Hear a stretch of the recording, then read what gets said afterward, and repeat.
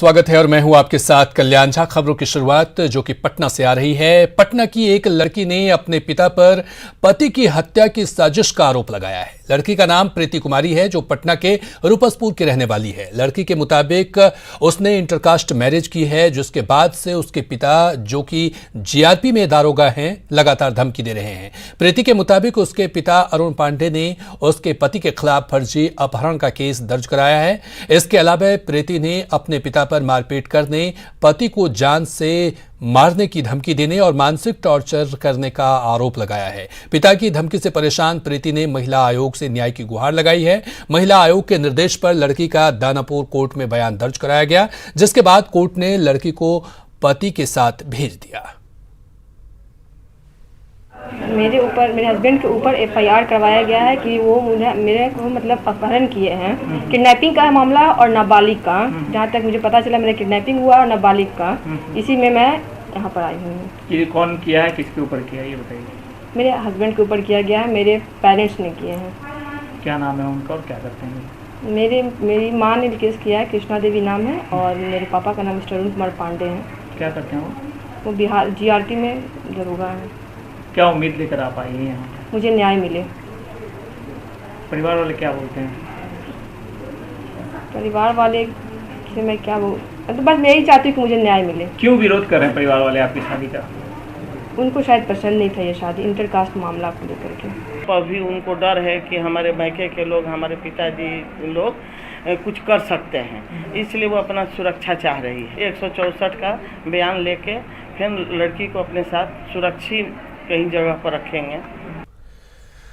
सैया भय कोतवाल तो डर काहे का, ये कहावत आपने बहुत सुनी होगी, लेकिन जो खुद ही सांसद हो उसे सिस्टम की क्या परवाह। विश्वास नहीं होता तो देखिए जेडीयू एमपी कैसे कानून को ठेंगा दिखा रहे हैं।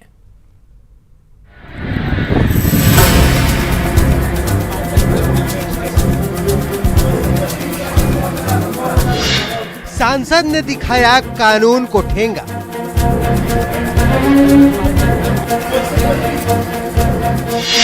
खुलेआम उड़ाई कानून की धज्जियां।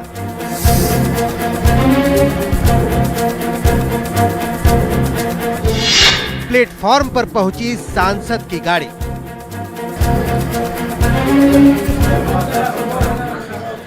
देख लीजिए इस चमचमाती हुई एसयूवी को, कैसे शान से खड़ी है। अब ये मत पूछिएगा कि सड़क की बजाय ये गाड़ी नरकटियागंज प्लेटफॉर्म पर क्या कर रही है। अरे भाई, ये कहीं भी जा सकती है, कहीं भी खड़ी हो सकती है। आखिर सांसद साहब की गाड़ी जो है, अब आप खुद ही सोचिए भला, सांसद साहब प्लेटफॉर्म पर पैदल आएंगे और फिर पैदल चलते हुए ही अपनी अपनी गाड़ी तक आएंगे तो कैसा लगेगा? इज्जत नहीं कम हो जाएगी? अब भला सांसद साहब की इज्जत कम हो जाए, ऐसा वो खुद होने देंगे? तो मंगवा ली गाड़ी प्लेटफॉर्म पर। अब आप सोच रहे होंगे कि ये सांसद साहब कौन है, तो जान लीजिए कि साहब सत्ताधारी दल के ही हैं। नाम है वैद्यनाथ प्रसाद महतो और वाल्मीकि नगर के सांसद हैं। अब राज्य में अपनी सरकार, केंद्र में सहयोगी की सरकार, तो भला पैदल चलने की जहमत कौन उठाए।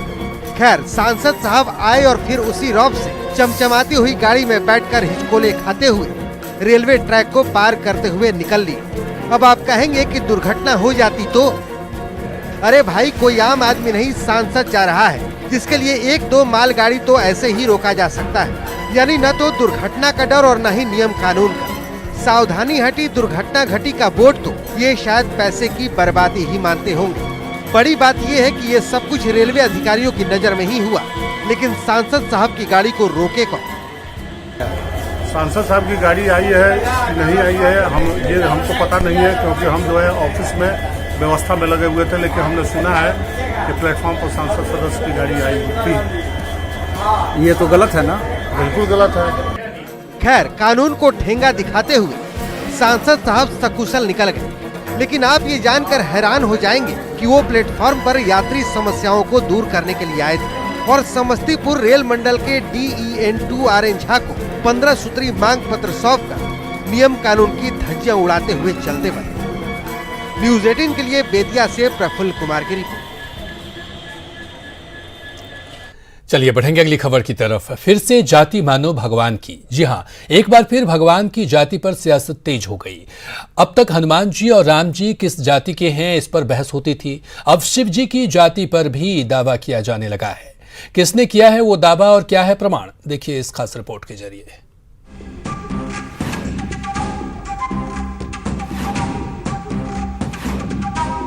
शंकर भगवान जात के बिंद थे, कि शंकर भगवान जात के बिंद थे। जी सही सुना आपने, शंकर भगवान जाति के बिंद थे। ये दावा बिहार बीजेपी के नेता और नीतीश सरकार में मंत्री बृजकिशोर बिंद ने किया है। विश्वास नहीं होता तो एक बार फिर सुन लीजिए। कि शंकर भगवान जात के बिंद थे, कि शंकर भगवान जात के बिंद थे। अब तो यकीन हो गया, नेताजी ने शिव जी की जाति बता दी, वो भी प्रमाण पेश करते हुए। कि शंकर भगवान जात के बिंद थे। प्रमाण के लिए मैंने स्पष्ट शब्दों में कहा कि शिव पुराण भाग 2 अध्याय 36 पारा 4 में लिखा हुआ है कि शंकर जी जाति के बिंद थे। इतना ही नहीं, एंशिएंट हिस्ट्री, प्राचीन भारत का इतिहास लेखक विद्याधर महाजन ने स्पष्ट शब्दों में लिखा है पारा 4 में कि शंकर भगवान जात के बिंद थे। नेताजी यही नहीं रुके, उन्होंने तो हनुमान चालीसा पढ़ते हुए हनुमान जी को भी बिंद जाति का ही बता दिया। वैसे कहेंगे हनुमान चालीसा के मुताबिक तो शंकर सुमन केसरी नंदन तेज प्रताप महाजगवंदन, तो हनुमान जी भी उसी समाज से आते हैं, चूंकि शंकर भगवान के पुत्र माने जाते हैं, जिसे शंकर सुमन केसरी नंदन। वैसे बृजकिशोर बिंद पहले नेता नहीं हैं जिन्होंने हनुमान जी की जाति बताई। इसके पहले यूपी के मुख्यमंत्री योगी आदित्यनाथ हनुमान जी को दलित बता चुके हैं। बीजेपी सांसद सत्यपाल सिंह ने कहा था कि हनुमान आर्य थे। एनसीएसटी के अध्यक्ष नंद कुमार साय ने हनुमान जी को आदिवासी बताया था। यूपी बीजेपी के नेता विनीत अग्रवाल शारदा ने हनुमान जी को वैश्य कहा था। यूपी सरकार के मंत्री लक्ष्मी नारायण चौधरी उन्हें जाट बता चुके हैं। यूपी के पूर्व मंत्री राजा भैया ने हनुमान जी को क्षत्रिय बताया था। यही नहीं, पूर्व क्रिकेटर कीर्ति आजाद ने तो हनुमान जी को चीनी बता दिया था। और यूपी के बीजेपी एमएलसी बुक्कल नवाब ने मुसलमान। मतलब हनुमान जी पर तो तमाम दावे हो चुके हैं। अब बारी शिव जी की है, जिसकी शुरुआत बृजकिशोर बिंद ने बिहार के राज्यपाल फागू चौहान को सम्मानित करने वाले समारोह में कर दी है। अब इसके बाद शिव जी पर और कैसे कैसे दावे होते हैं, देखते रहिए। न्यूज़ 18 के लिए कैमूर से प्रमोद के साथ ब्यूरो रिपोर्ट। उधर बीजेपी नेता बृजकिशोर बिंद के शिवजी की जाति बताने पर सियासत शुरू हो गई है। विपक्षी तो विपक्षी, जेडीयू के नेता भी बयान की निंदा कर रहे हैं और तो और बीजेपी नेता भी उनके बयान से इत्तेफाक नहीं रखते। जात से जोड़ कोनो महापुरुष के तो ये अच्छा बात नहीं है, जनहित में नहीं है, देश हित में नहीं है, केहू के हित में नहीं है ऐसे ही। लेकिन अगर कोई मंत्री इस तरह का बयान देते इसका मतलब क्या समझा जाए? हमने तो निंदा करब जी, दल के मंत्रियों के या चाहे विपक्ष मंत्री हो, हमने उनको निंदा करें। भारतीय जनता पार्टी इस मामले में उसका कोई जवाब नहीं है।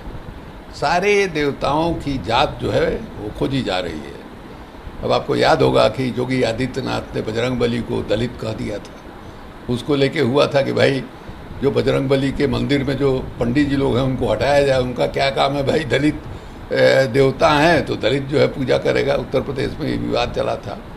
मैं उन्होंने क्या कहा हमारे मंत्री के, मैं उस पर कोई टिप्पणी नहीं करता हूँ, लेकिन ईश्वर ईश्वर होता है। ईश्वर किसी समुदाय का नहीं होता है, ईश्वर पूरे समाज, पूरे देश सबका होता है। तो मैं उन्होंने जो कहा उस पर मैं कोई टिप्पणी नहीं करने वाला हूँ, लेकिन जो हमारी पार्टी की, जो हमारी जो सोच है उस पर मैं। चलिए बढ़ेंगे अगली खबर की तरफ। बाहुबली विधायक अनंत सिंह के पुलिस रिमांड पर बाढ़ कोर्ट आज अपना फैसला सुना सकता है। कल कोर्ट ने उनकी रिमांड पर फैसला सुरक्षित रखा था। इधर अनंत सिंह के वकील ने कोर्ट से मांग की है कि मजिस्ट्रेट और वकील की मौजूदगी में ही अनंत सिंह से पूछताछ हो। अनंत सिंह के वकील ने पूछताछ की वीडियोग्राफी कराने की भी मांग की है।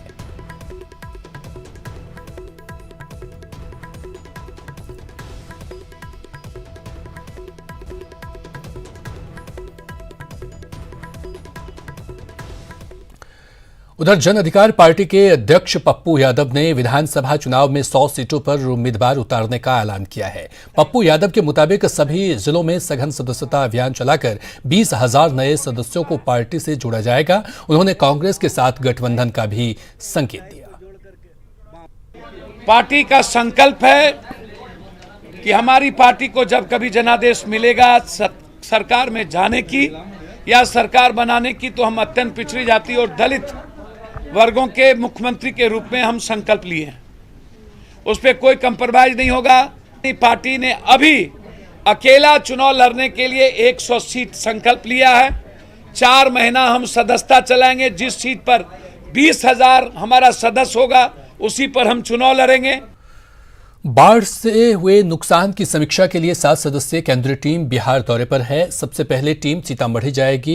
इससे पहले टीम के सदस्यों के मुख्य सचिव से मुलाकात की और बाढ़ से हुई बर्बादी को लेकर 27 विभागों के अधिकारियों के साथ पटना में बैठक की। आपदा प्रबंधन विभाग के प्रधान सचिव प्रत्यय अमृत ने बताया कि टीम को पावर पॉइंट प्रेजेंटेशन के नुकसान का ब्यौरा दिया गया। उन्होंने बताया कि टीम गुरुवार को सीतामढ़ी का दौरा करने के बाद मधुबनी और दरभंगा जाएगी। इसके बाद दूसरे जिलों में बाढ़ से बर्बादी की समीक्षा की जाएगी। राज्य स्तर पर उनको एक प्रेजेंटेशन दिखाया गया है सभी विभागों के द्वारा। इस बैठक में इनकी मीटिंग मुख्य सचिव महोदय से हुई है और सभी विभाग के सचिव, प्रधान सचिव, अपर मुख्य सचिव उपस्थित थे।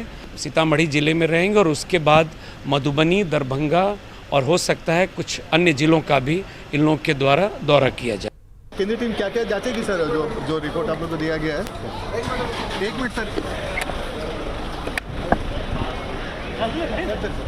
सर क्या कुछ देखेंगे सर जो रिपोर्ट में? We not speaking the press right now. We will do our job and get back to Delhi.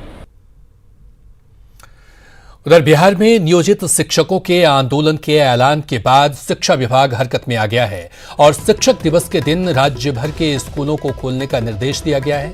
शिक्षा विभाग के अपर मुख्य सचिव आर.के. महाजन ने सभी डीईओ, डीपीओ, बीईओ और एचएम को पत्र जारी कर यह निर्देश दिया है कि 5 सितंबर को सभी शिक्षकों की उपस्थिति 100% अनिवार्य है। अपर मुख्य सचिव ने साफ कहा है कि 5 सितंबर को शिक्षकों का अवकाश स्वीकृत नहीं होगा और जो शिक्षक अनुपस्थित रहेंगे उन पर कानूनी कार्रवाई होगी। आपको बता दें कि समान काम के बदले समान वेतन समेत अन्य मांगों को लेकर शिक्षक संघर्ष समिति ने 5 सितंबर को राज्य भर के स्कूलों को बंद करने का फैसला लिया था और हड़ताल का ऐलान किया था, जिसके बाद सरकार ने यह आदेश जारी किया है।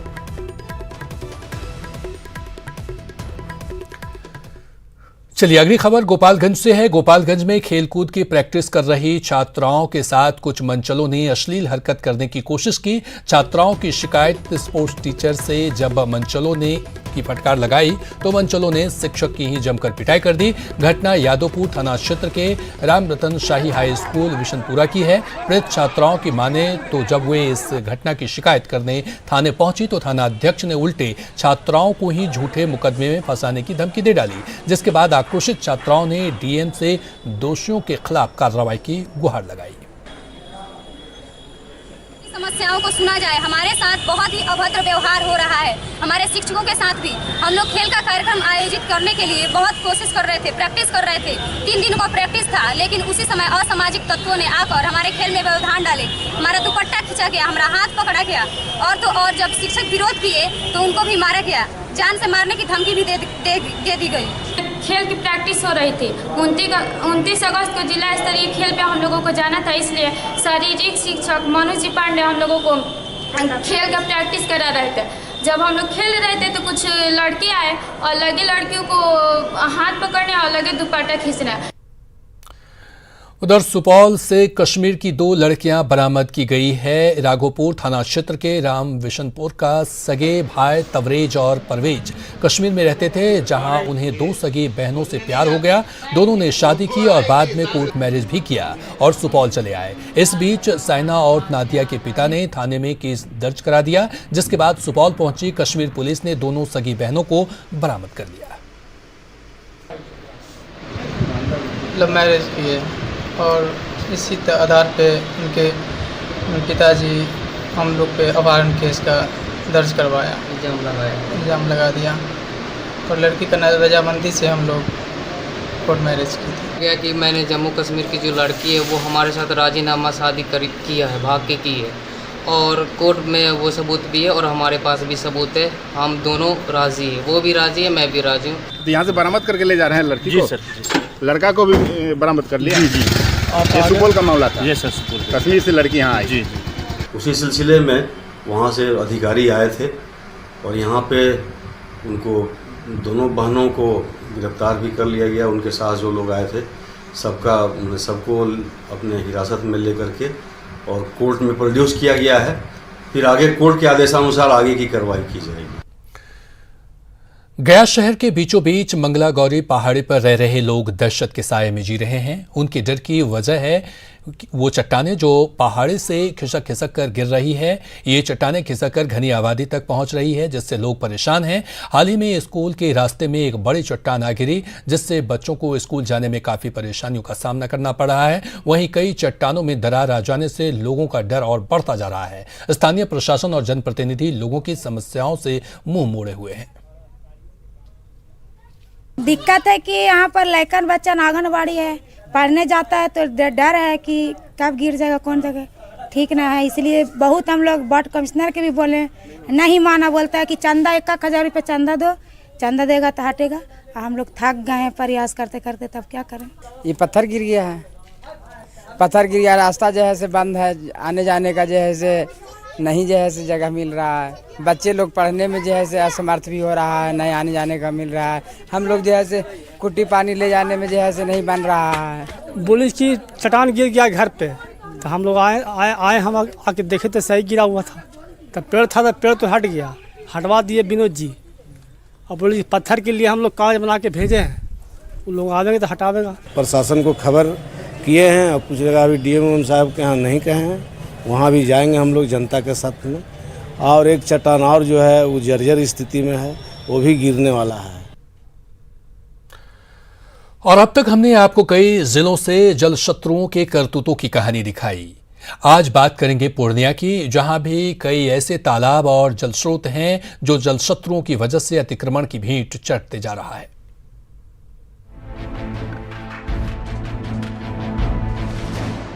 जल शत्रु ये एक ऐसा नाम जो बिहार में सरेआम जल संरक्षण की धज्जियां उड़ा रहे हैं। पूर्णिया में 1,500 से ज्यादा ऐसे सरकारी तालाब हैं जिस पर अतिक्रमणकारियों ने अवैध कब्जा जमा रखा है, और कुछ तालाब जो बचे हैं वो सरकारी उपेक्षा की दंश झेलने को मजबूर हैं। हालांकि जल शत्रुओं के खिलाफ न्यूज 18 की मुहिम के बाद जिला प्रशासन हरकत में जरूर आया, लेकिन हालात वही घाट के 3 पात है। कहना चाहेंगे कि सरकार की चीज है, और अगर यह पोखर को अगर बंद कर दिया गया तो बहुत दूर तक का पानी बाजार में फैल जाएगा। आज के डेट में यह देख लिया सामने में जो पोखर है, जिसका कि क्या स्थिति है, सामने में आप सरकार तक पहुंचाने का आपके जरिया काम हो सके तो इनको सरकार तक पहुंचाएं और सरकारी जमीन को अतिक्रमण से मुक्त कराने का काम किया जाए। वहीं जिला परिषद अध्यक्ष क्रांति सिंह ने जल शत्रुओं के खिलाफ न्यूज 18 के पहल की सराहना की। उन्होंने ये भी आश्वासन दिया कि जिला प्रशासन जल्द ही तालाबों और जल स्रोतों को अतिक्रमण मुक्त कराएगा। इसके लिए जो बैठक हुई थी, बैठक में ये निर्णय लिया गया कि जहाँ जहाँ भी तालाब है सूखे स्थिति में है, या बहुत सारे ऐसे जगह हैं जहाँ जल संचय वाली जगह इन्क्रोचमेंट किया हुआ है, तो इसको कैसे अतिक्रमण मुक्त किया जाए। भूमिगत जल स्तर दिन पर दिन गिर रहा है, कई इलाकों में जल संकट जैसे हालात पैदा हो गए। ऐसे में जरूरत है तालाबों और अन्य जल स्रोतों को अतिक्रमण मुक्त कराकर उसके जीर्णोद्धार की, ताकि आने वाली पीढ़ी को जल संकट का सामना न करना पड़े। केंद्र सरकार के साथ ही न्यूज 18 ने भी जल संरक्षण को लेकर एक मुहिम चला रखा है।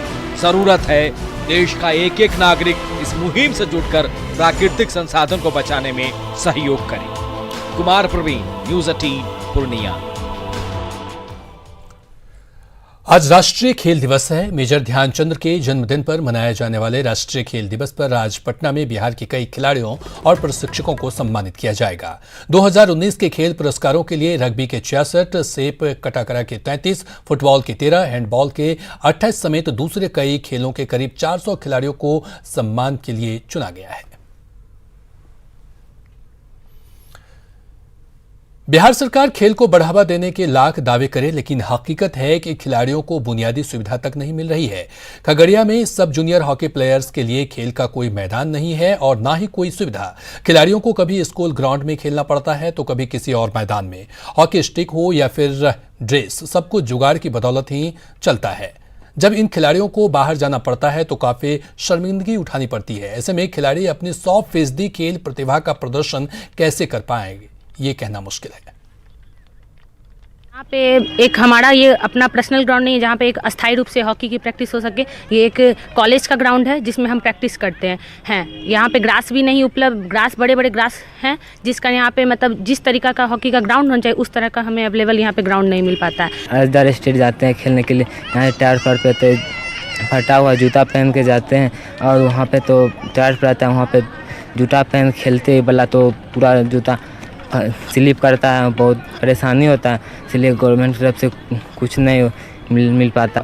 ये कोसी कॉलेज की ग्राउंड है, जब इनका मन होता है यहाँ बंद करवा देंगे। एक जिला प्रशासन 2014 में और 2017 में हमारी बॉयज़ टीम, ठीक, स्टेट क्वालिफाइंग टीम है, विजेता है, और टीम विजेता जो होता है वो बिहार टीम का प्रतिनिधित्व करता है। यही बार हम लोगों ने सभी जितने हमारे हॉकी के प्लेयर हैं, चाहे वो लड़की हो या लड़का, सबके लिए ड्रेस का हमने कहा है कि भाई जो अपना खर्चे से वो लोग ड्रेस बनवा के और जाता है, ये तो बहुत माने शर्म की बात है। जबकि उस फंड में हमारे पास माफी है, कोष है, पैसा है उपलब्ध। और प्रतिभा किसी की मोहताज नहीं होती। समस्तीपुर के लाल आकाश ठाकुर ने इस कहावत को सच कर दिखाया है। आकाश ने भारतीय जूनियर बैडमिंटन टीम में जगह बनाई है। आकाश पुणे में 29 अगस्त से 1 सितंबर 2019 तक होने वाले India junior international grand prix badminton में भारत का प्रतिनिधित्व करेंगे। आकाश ने 2009 में जिला स्तरीय बैडमिंटन टूर्नामेंट से अपने सफर की शुरुआत की थी, फिर राज्य स्तरीय सिंगल और डबल में चैंपियनशिप हासिल की। आकाश ठाकुर हम लोग के साथ खेलते थे पहले, अभी वो हैदराबाद में प्रैक्टिस कर रहे हैं। अभी उनका जो सिलेक्शन हुआ है जूनियर इंडियन टीम में, उसके कारण हम लोग को बहुत गर्व महसूस हो रहा है। एंड अभी वो हैदराबाद में प्रैक्टिस कर रहे हैं और हम लोग की तरफ से उनको बहुत सारी गुड विशेज़ है। आकाश बहुत ही अच्छा प्लेयर है, इंटरनेशनल प्लेयर है।